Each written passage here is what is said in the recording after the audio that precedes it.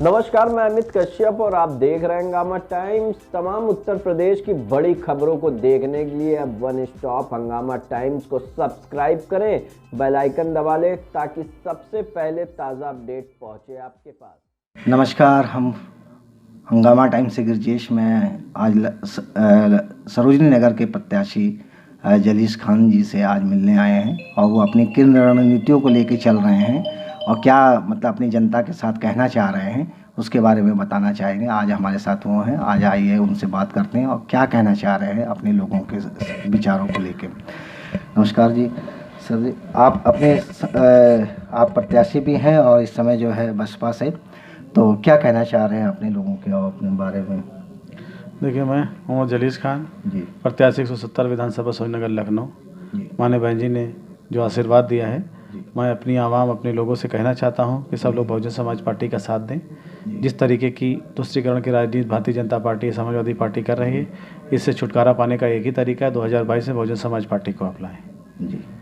तो जैसे आपकी पार्टी अगर जीत जाती है तो क्या उसमें आप करना चाहेंगे लोगों के क्षेत्रों में? देखिए, हमने तो करीब 3 महीने से अपने विधानसभा में हम जा रहे हैं, 3 से 4 महीनों से सभी गांव में लगभग गए। 300-350 गांव हैं हमारे यहाँ मजरे को मिला के, और सभी जगह हम गए। तो अभी जो चकौली एक गांव है, चकौली गांव के पीछे एक खिरवा पड़ता है, वहाँ पर मैं पहुँचा तो वहाँ मैंने देखा कि सिर्फ एक वॉल थी, वो भी मिट्टी की, और उसमें टीन सेट पड़ा हुआ था।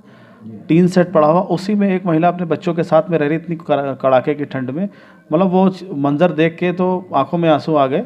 और जब क्षेत्र का बहुत ज़्यादा भ्रमण किया हमने, तो सभी जगह देखा कि ऐसे हालात हैं कि विधानसभा लगती ही नहीं सरोजनी नगर की है, मतलब लखनऊ की विधानसभा है ये। वर्तमान में जो मतलब कि विधायक के सिटिंग विधायक हैं इस समय स्वाति सिंह जी, तो क्या लगता है कि वहाँ पे कोई विकास वगैरह कुछ नहीं हुआ हो? सरकार कहती है हमने सबका विकास किया, सबका साथ दिया। करीब 6 इंच पानी में गए थे उस गांव में, तो विकास अगर होता तो वो दिख भी रहा होता। 6 इंच करीब पानी में हम वहाँ पे गए, हम लोगों के जूते पानी में थे। तो जब इस तरीके का जब माहौल हमने वहाँ देखा, तो मुझे तो कहीं नहीं लगा कि ना समाजवादी पार्टी ने, ना भारतीय जनता पार्टी ने किसी ने विकास का कार्य किया होगा। बिल्कुल भी विकास का कार्य वहाँ पे दिखा नहीं। ये एक रास्तों का निर्माण ही होता, इंटरलॉकिंग होती, डामर रोड होती, यही सब हुआ होता। हमको तो बिल्कुल नहीं दिखा। जो बहुजन समाज पार्टी जो कहती है वो करती है। वहाँ हमने 1-2 लोगों से पूछा भी यहाँ रास्तों का निर्माण, उन्होंने कहा कि बहुजन समाज पार्टी ने अपने शासनकाल में जो रास्ते बनवाए थे वो उखड़ चुके हैं, और वो वही रास्ते उस समय बनाए गए थे, उसके बाद कोई रास्ते नहीं बनाए गए। तो आप किन रणनीतियों के साथ आगे बढ़ रहे हैं? देखिए, हमारे यहाँ विधानसभा के अंदर जो बेरोजगारी है उनको, हमारे यहाँ इंडस्ट्रियल एरिया है, नादरगंज है, हमारे ट्रांसपोर्ट नगर है। विधानसभा स्तर पे लोगों के गांव में लगभग 20-20, 30-30 परिवारों को वहाँ पे प्राइवेट नौकरियों जो हमको दिलवाने का काम करेंगे। गुजारिश करेंगे फैक्ट्री मालिकों से कि वो लोग 1-1, 2-2 लड़कों को हर गाँव से नौकरियाँ दें।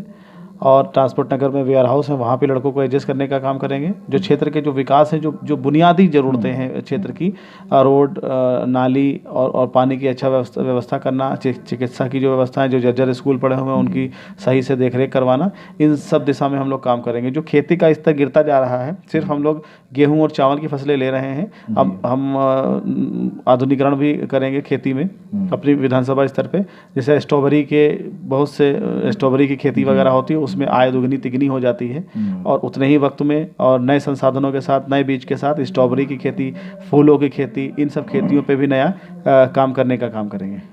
तो सरकार ये अगर बनती है, आती है, तो उससे मतलब कि और लोगों का विकास होगा, ऐसा माना जाए? निश्चित तौर पे 2007 से अच्छी सीटें इस बार आएंगी। जो 2007 में सीटें हम लोग को मिली थी, उससे ज़्यादा सीटें हम लोग जीतेंगे और नई दिशा में काम करेंगे, क्योंकि हम लोग युवा हैं और कोशिश करेंगे। विधानसभा में 2 लाख के करीब हमारे यहाँ युवा वोटर हैं, और इनसे बात करेंगे। बिल्कुल नई तकनीक के साथ में विधानसभा को चलाने का काम करेंगे। और जो हमारे यहाँ बुजुर्ग लोग हैं, महिलाएँ हैं, बहनें हैं, इन लोग सबका साथ हम लोग को मिलेगा। महंगाई पे भी काफ़ी लोग इस समय चिंतित हैं, परेशान हैं, उनके बारे में तो देखिए, भारतीय जनता पार्टी महंगाई के बारे में तो सोच ही नहीं रही है। वो कहीं ना कहीं तुष्टीकरण की राजनीति करती है, छलावे की बातें करती है, और समाजवादी पार्टी काम बोलता है और इस तरीके के नारों पे काम करती है। लेकिन जो बुनियादी ज़रूरतें हैं उनको बहन जी समझती हैं। बहन जी ने हमेशा इन सब चीज़ों को, कोरोना में काफ़ी लोगों को दिक्कतें भी हुई, बहुत परेशानियां लोगों ने, सही लोगों को वो कष्ट हुआ, तो उसके बारे में देखिए, कोरोना में जो कोविड-19 था, कोविड-19 में जितने लोग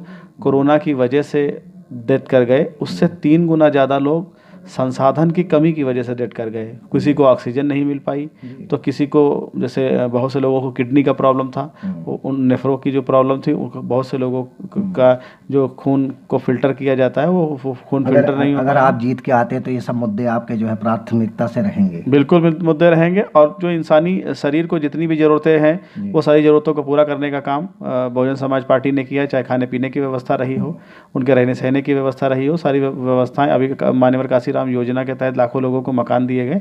जो बड़ी बड़ी ज़रूरतें हैं वो ज़रूरतों को पूरा करने का काम माननीय बहन जी ने हमेशा 4 बार की सरकारों में किया है।